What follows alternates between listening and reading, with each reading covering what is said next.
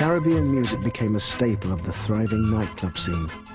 A new point of contact was established between young blacks and whites, and the mixing was by no means confined to the dance floor.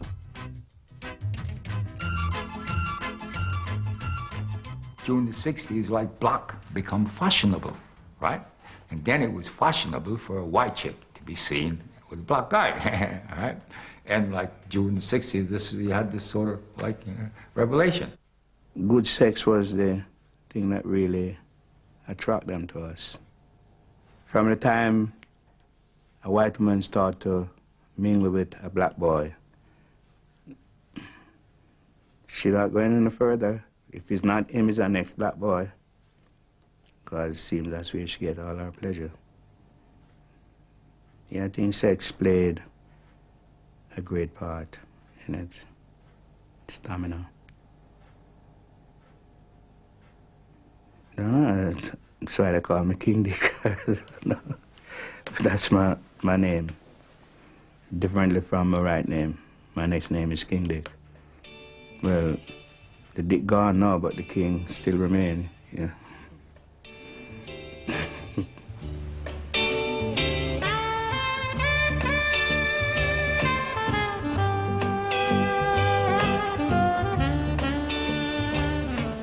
High society London discovered a new thrill.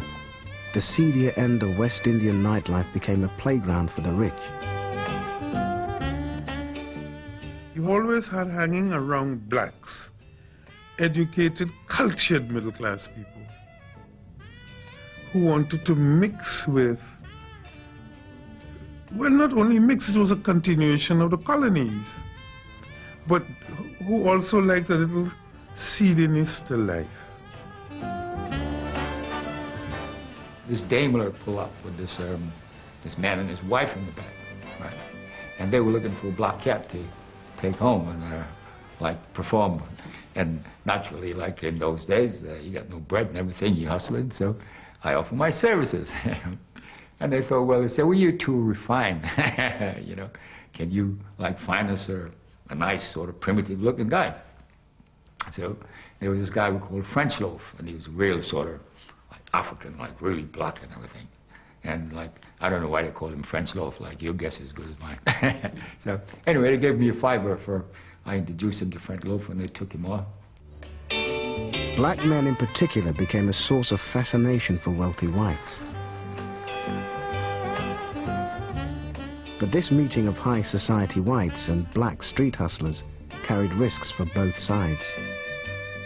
When the inevitable scandal did break, it centered around a model named Christine Keeler, who had crossed the line between high society and black street life. For in addition to being a call girl in exclusive upper-class circles, she also had a string of West Indian lovers.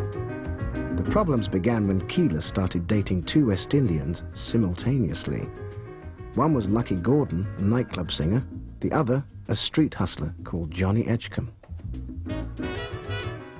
The situation with Christine and Lucky, right, is Christine wanted to use Lucky, like maybe some sort of perversion that she feel with Lucky that she desire from time to time, but she don't want to have Lucky all the time. But Lucky would not accept this, and that's what you used to call the problem with herself and Lucky. And plus Lucky used to go and try to intimidate anyone who, if Christine even danced with anyone, and this is you know. And I'm just lucky that got me all this goddamn shit.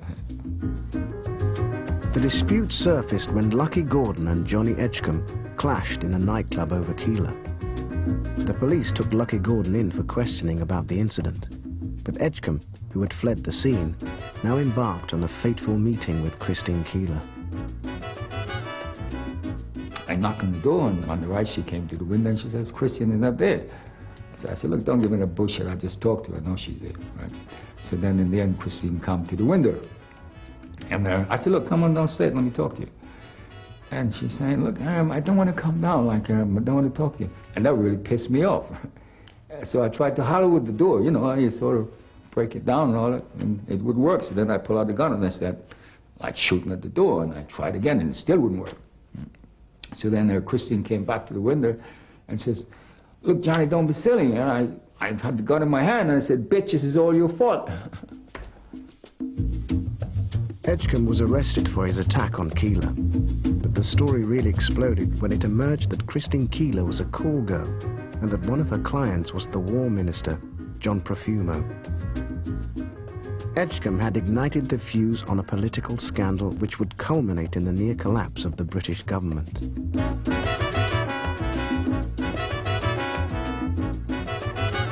As far as West Indians were concerned, the Profumo affair had merely reinforced the public impression that they were a sleazy menace to British society. The public was concerned about this. You understand? That was a concern about, right? Was a black man and a perfumer like having something in common, a hooker. Anything that involved black people in a sort of disgraceful way was played very big in the newspapers.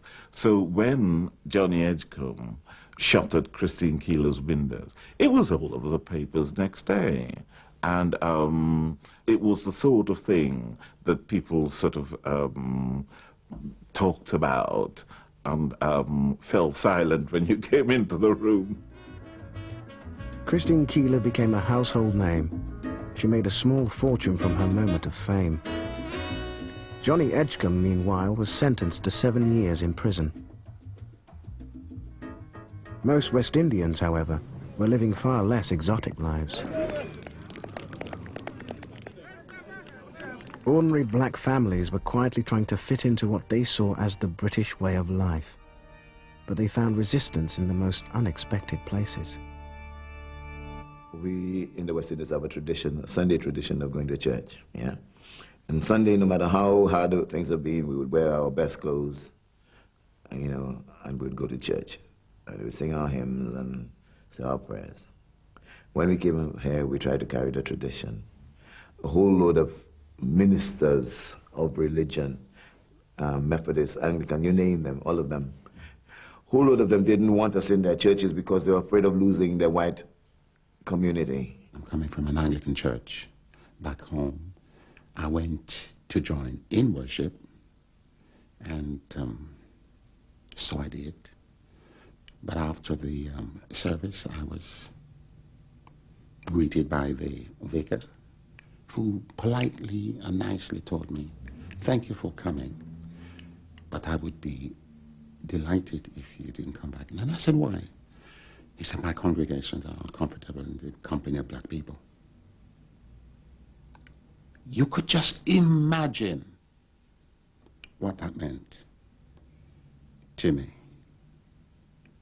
And I went home and I didn't say anything to anybody for months. That was my biggest shock. This world is not my home. I'm only passing by.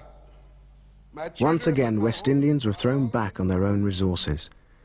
Worshippers who had arrived in Britain as Anglicans, Methodists and Catholics came together, hiring halls and converting them into churches of their own. A new movement, the Pentecostal Church, began to flourish. The people with whom I was sharing living accommodation, it belonged to a Pentecostal church. And I began to go to church with them. Black churches became the focal point in the lives of many West Indian families in Britain.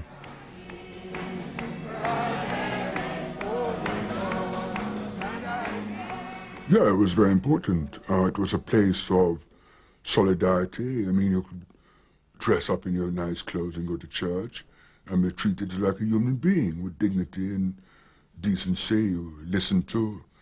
It's a place that you could relax without being insulted and so on. Comfort, counseling, healing when people are depressed, contact for people back home, advice in particular, loneliness, the separation that people, the loneliness that people feel from separation, and even financial support. And by pooling our resources together, we were able to support one another in sending for relatives back home, thus building the family base. By the mid-1960s, Wives and children were joining the first, largely male, wave of migrants. It was a crucial moment. The visitors to Britain now began putting down permanent roots.